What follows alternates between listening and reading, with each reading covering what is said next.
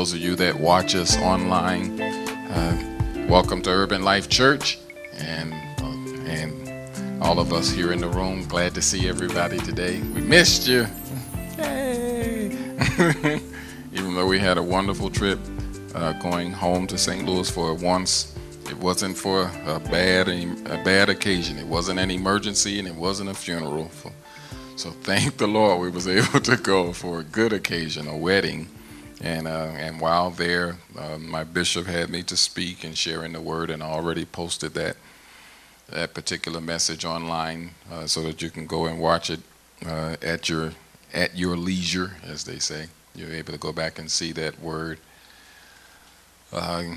Gary was able to go with us and experience the family, so now Gary knows what you know about our family. In fact, now that means everybody in the room has been able to, everybody that's here today has been to St. Louis, and you know. That's all I can say is you know. Now you know. So want to get right to the word. Today I have the honor and the privilege of introducing my best friend in all the world, and I'm about to bust out and start crying. Wow, don't do that, Chris. Wow, I felt it come up. Stop.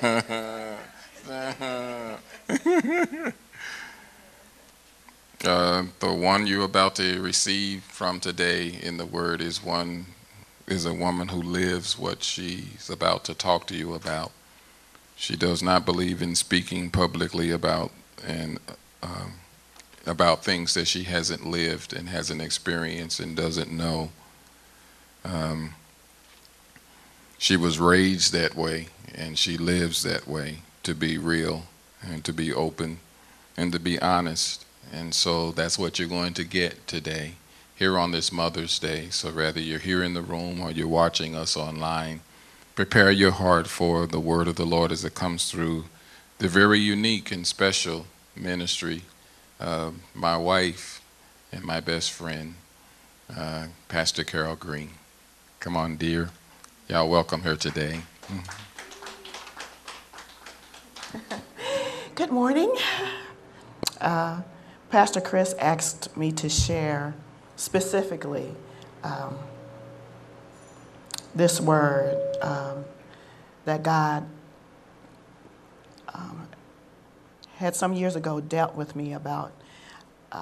The title is For the Joy Set Before Us, and it comes from Hebrews 12 and the first to the third verses. And I'll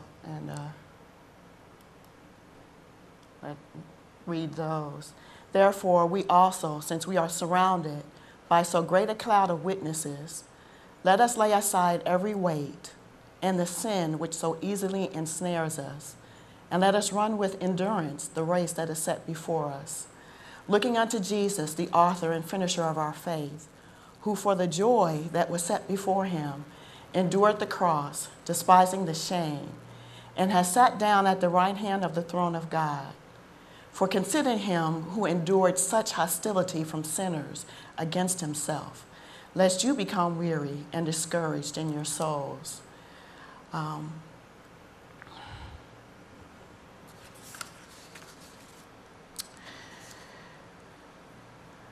That first verse, therefore we also, since we are surrounded by so great a cloud of witnesses,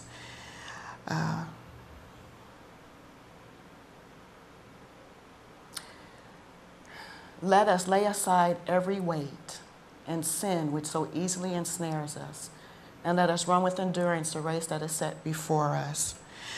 There are times we become weary and discouraged in our souls.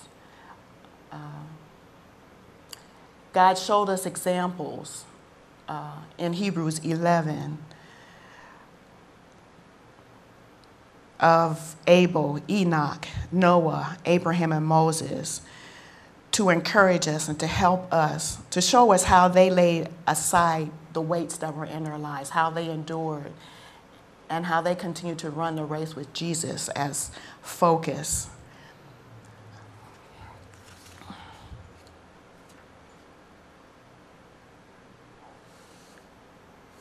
Abraham, by faith, received a godly inheritance because he obeyed, even though he didn't know where he was going. I'd like to stop there for a few seconds, because there are a lot of times when, first of all, let me just start with faith. Let's start with beginning on the same page with what faith is. Faith is hearing from God, agreeing with what he said to you, and obeying, walking in obedience to the word that he has given you. So Abraham, by faith, received a godly inheritance because he obeyed, even though he didn't know where he was going. There have been many times we didn't know where our decision to follow Jesus, no matter what, would take us. There have been times of fear and uncertainty. What is this? This is 2010. We've been here for about 6 years.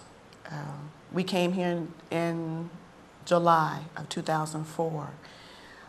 We came here with great expectations. We came here excited and looking forward to what God was going to do through us here. We never thought that we would leave St. Louis. We always thought that we would live there and work with our local church there, with our bishop. It was, I think in 2002 that God began to deal with not only our bishop, but with my husband. God began to give dreams. He began to speak about moving us, about sending us out, and sending us out to my hometown, Harrisburg, Pennsylvania, something that I thought would never happen. When I left Harrisburg, Pennsylvania, I had no intention of coming back to live, coming back to visit, but never coming back to live and to plant a ministry here in Harrisburg, Pennsylvania. But it was in God's mind. You never know where saying yes to God is going to take you. I was excited in some ways because in some ways we were ready to leave St. Louis. It had begun. St. Louis is a very violent city, but we had planted there. It was home. And then to have to pick up roots and leave our whole family and leave, it was traumatic for us because it was something that we never really expected.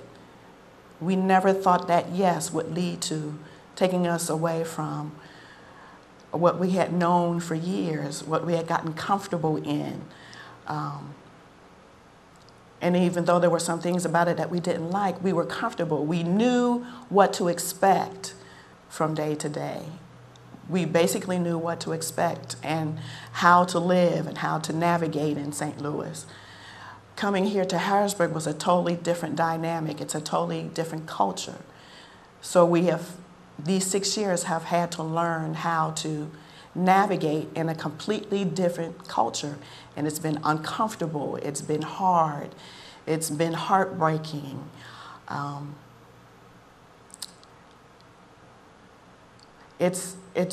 We've had to learn a completely different way of living and moving. One of the questions we need to ask ourselves, will the promises God has made to us mean more to me than my communion with God? In the case of Abraham, even though he received the promise of Isaac, Abraham willingly offered him as a sacrifice, reasoning that God could raise him from the dead. God has made many promises to us. There are times, and when we receive the promise, there's a way in our head that promise is going to come to pass, even a time frame in which that promise is going to come to pass. Abraham had to wait at 20 some odd years before Isaac even came into the world. Can you imagine having to wait over 20 years for your promise to be fulfilled? And how would you handle that? Would you get mad at God? Would you cut off communion because he didn't do it the way You thought he would do it in the time frame you thought he would. You have to think about it.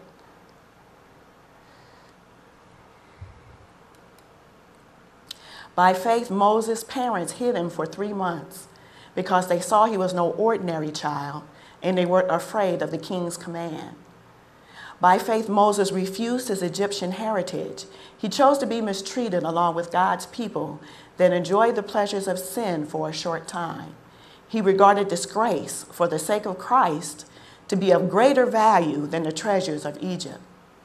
Let's start with that first point. Moses' parents hid him for 3 months because they saw he was no ordinary child, and they weren't afraid of the king's command. In raising our children, we have had to go against the grain of society. In today's world, in today's culture, it's not politically correct to for corporal punishment, to spank your children. You're supposed to give them a timeout.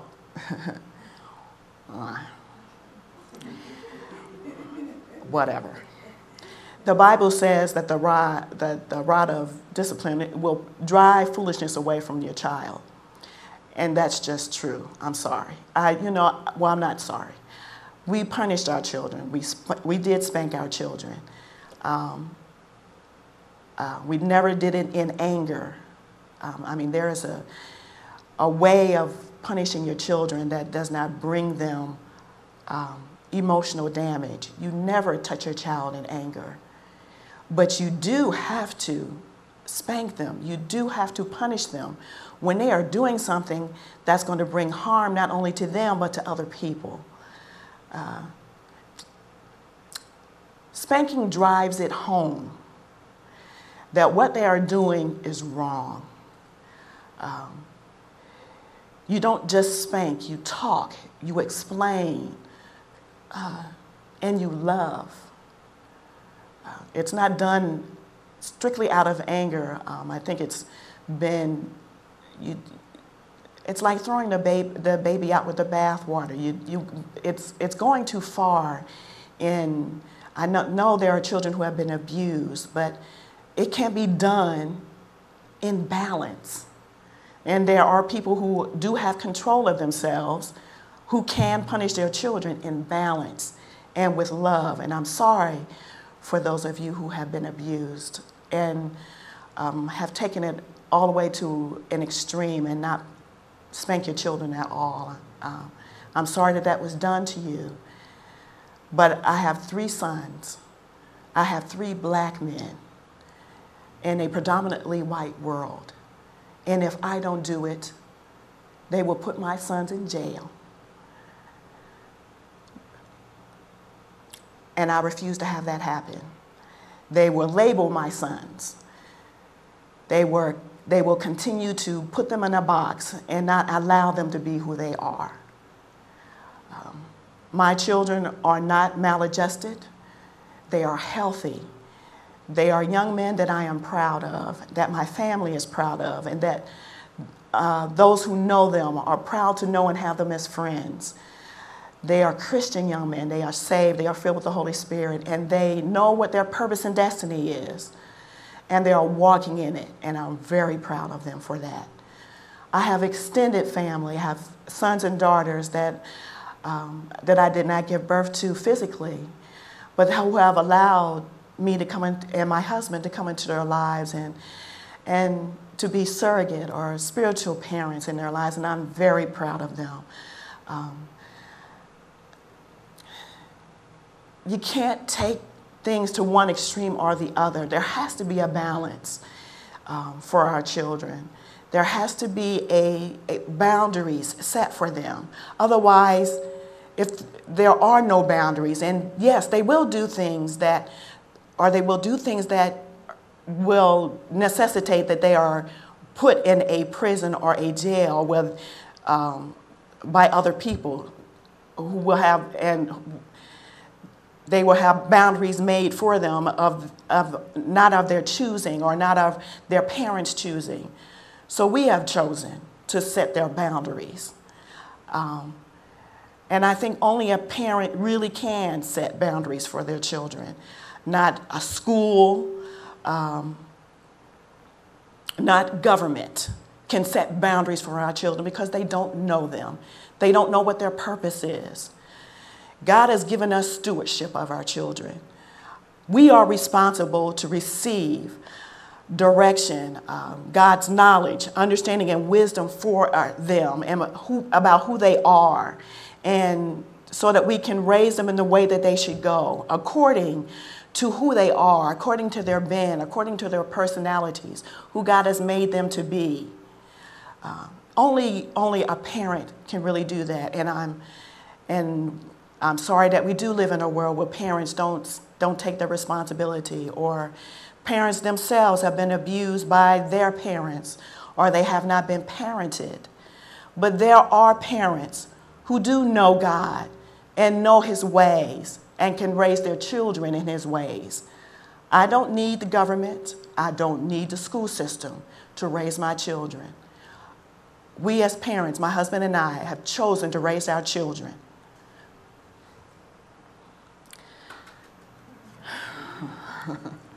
By faith, Moses refused his Egyptian heritage. He chose to be mistreated along with God's people than enjoy the pleasures of sin for a short time. He regarded disgrace for the sake of Christ to be of greater value than the treasures of Egypt. Another question we need to ask ourselves: is my ethnic heritage more important than God's desire for a whole body that walks in unity? How will we be able to win souls with any integrity or without hypocrisy if all souls aren't equally important? We are taught that the world would know us by the love we have for one another. We have a tendency to allow our experiences in life to get in the way of fulfilling God's mandates to us. And standing here as a black woman in this world, having experienced prejudice,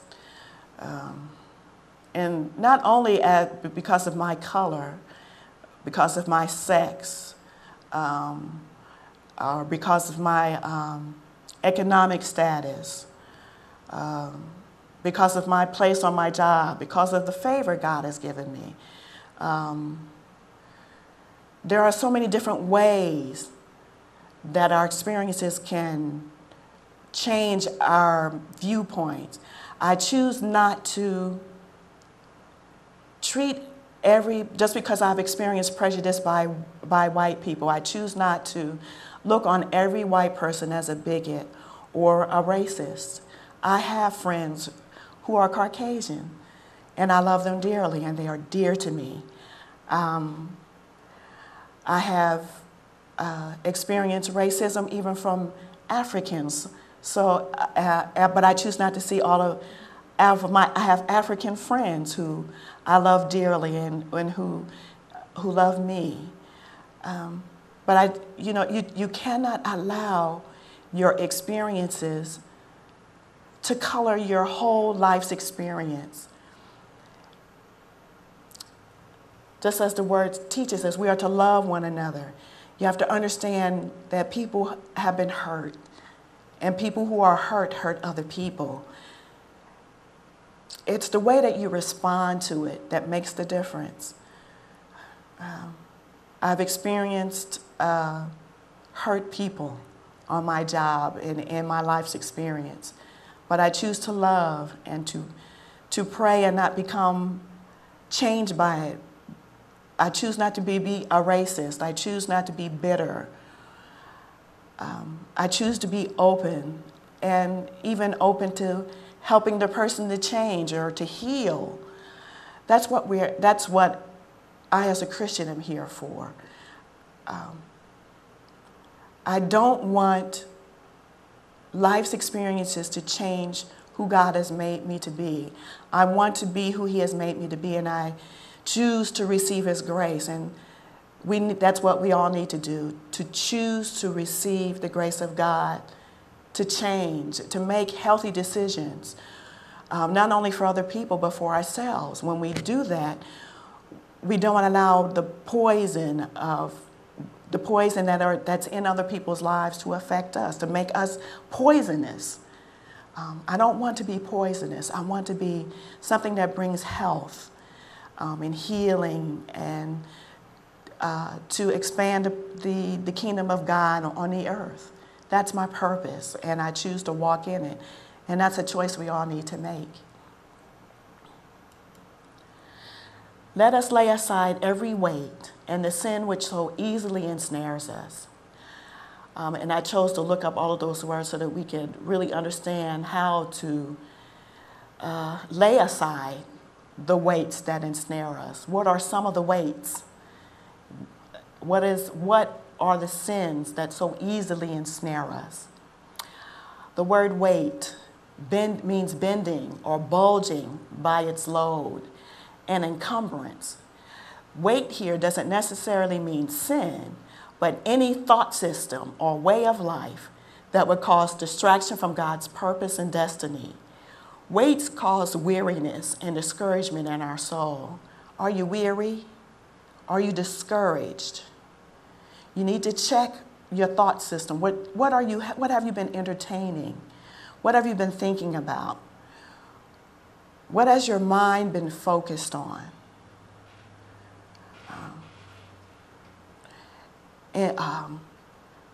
One example would be unfulfilled expectations. For example, we receive a prophetic word and a picture as to how that word will play out in our life. Pictures form in our imagination, and when it doesn't come to pass as we expect it to, we can become discouraged. When we came here, we had so many expectations when we left St. Louis and came to Harrisburg, Pennsylvania to plant our work here. There were so many expectations and pictures in our head from the prophetic words that had been given to us. And as those words have come to pass, and they are coming to pass, they have been so far out of our expectations, so far away from our expectations. We have a tendency to, without even knowing it, to put God in a box, even in our expectations. We don't allow him to do it how he wants to do it. I have learned since being here, even when he gives a prophetic word, to try not to put a picture on it, to try not to put an expectation on it. I know he's going to do it, but I don't know how, and I don't know when, so that I don't weary myself, so that I don't discourage myself. And it leaves him free to do it however he wants to do it. But it also, it keeps an expectation in me without bringing discouragement or weariness, because I know he's going to do it because of his track record in my life. He's always kept his word, but I just don't know how he's going to do it, or I don't know when. So there's an anticipation. I'm always looking for him to do it and trying not to put a picture on it. But, okay, God, however you want to do it, are you going to do it this way? Okay, well, if you're not going to, just, Lord, however you want to do it, whenever you want to do it. Try not to put a picture on it or a time frame on it.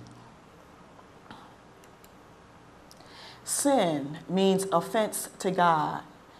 In Galatians 5:19 through 21, there are a list of things that are an offense to God, and I have a short list. Fornication, which is sexual intercourse not allowed by law of God. God allows sexual intercourse within the bonds or the boundaries of marriage. That's legal. Lewdness or lasciviousness, which is lust out of control. Idolatry, desires of the heart that are more important to God than and his desires for you. And oddly enough, that's, it's pretty easy to do. Your own desires, you'll put your own desires above God when you see his ways and the way that he thinks and the way that he does things, and you choose to go another way, you have chosen your will above his. That's idolatry. Contentions or discord, to express bitter attitudes or feelings of hostility toward another person or about an idea or a lifestyle. Heresies or factions, a group of people inside a government, any kind of government, church government, the hierarchy on your job, that's a government, working in a common cause against the main body. By being part of a faction, you become part of what is offensive to God. Drunkenness, habitually drinking. Revelries, orgies, living just for pleasure.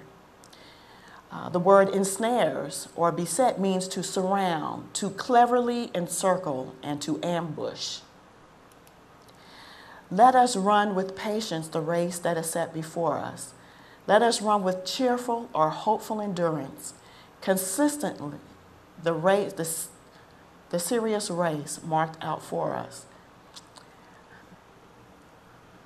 It's funny, yesterday I ran with my son.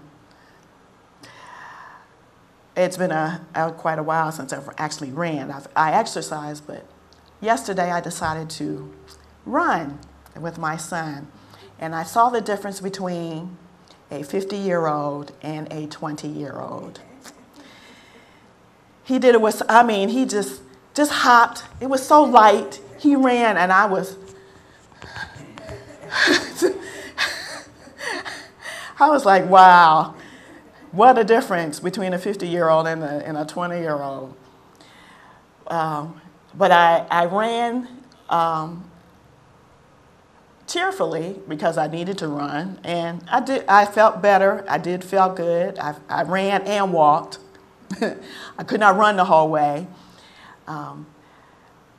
But running is a race. It's an endurance race. It's not.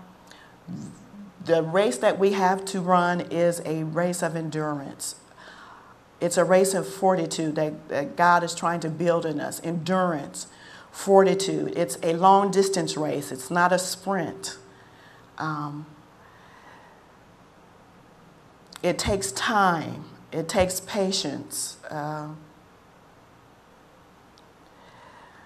But it's a race that we each have to run, and it's a race that God has given us to run. So there is provision for it. There is a joy in it. There is hope in it. So the race that we have to run, even though sometimes it's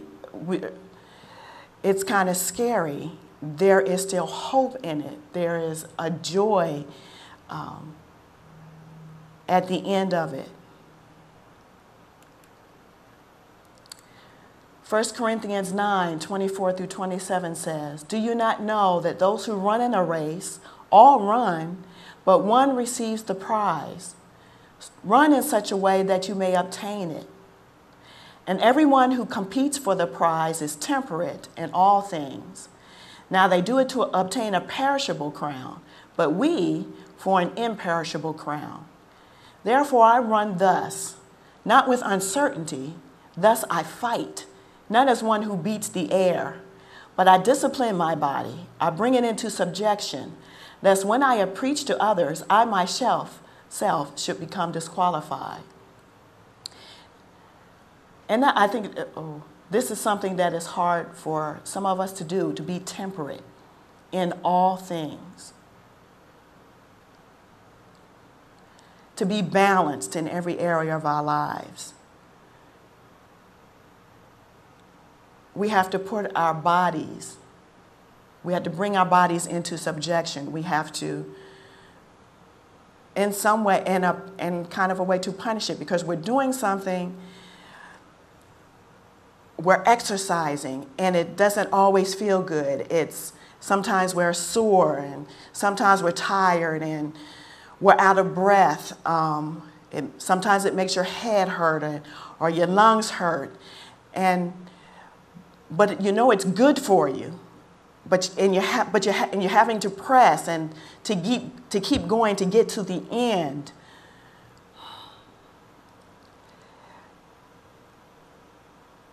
It takes discipline, and sometimes, discipline is not always a fun thing.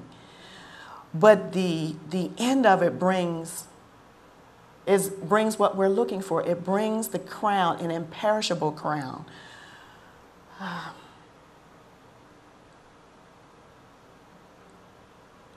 Yesterday when I ran,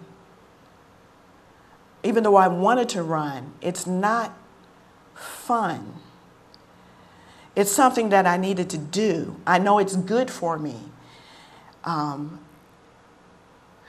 that it's helping to get toxins out of my body.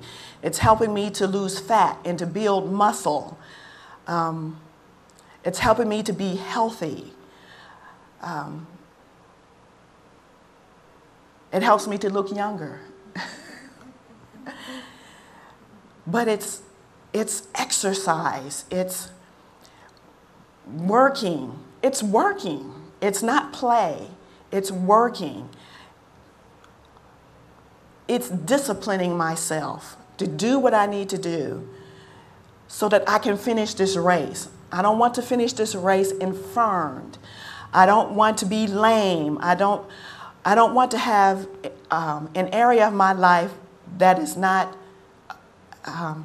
healthy. I want to be healthy in every area. So I'm bringing my body in subjection to an exercise. And that's what we're doing in the Spirit. When we yield ourselves to God, when we yield our lives to God, we are exercising.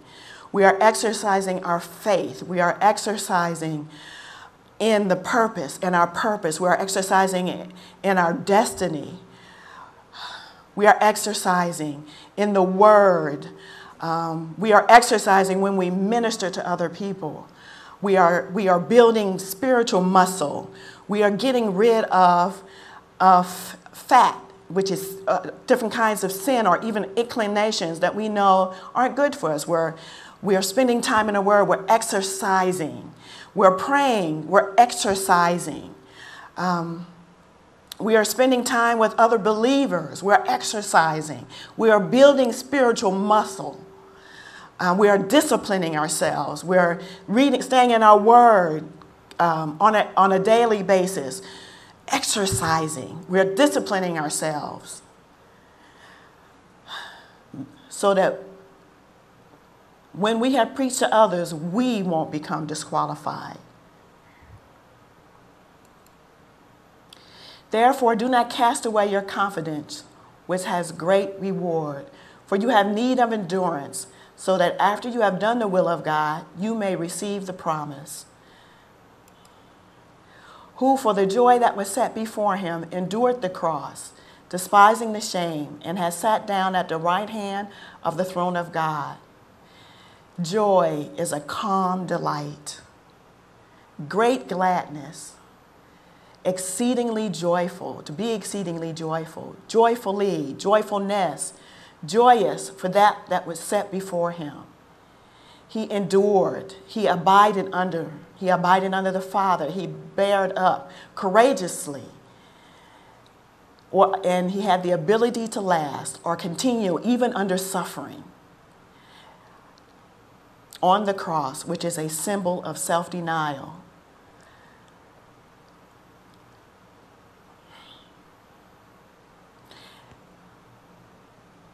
In this life, as a Christian, wanting to be like Christ, or our Father is molding us to be like Christ.